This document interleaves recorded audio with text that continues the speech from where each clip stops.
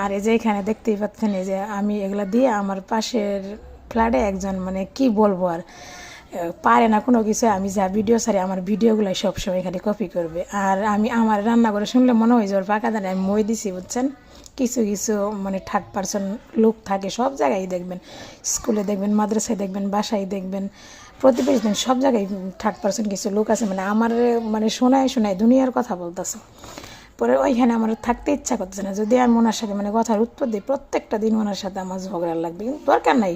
কুত্তা তো মনে করেন যে কামড় দিতে পারবে, কুত্তা তার আমি কামড় দিতে পারবো না, আমি এটাই সবসময় মনে করি।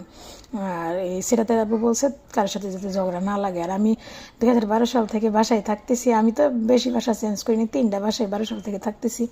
তো আলহামদুলিল্লাহ আল্লাহর রহমতে কারোর সাথে কখনো ঝগড়াও লাগে না, সবাই সুনামি বলে।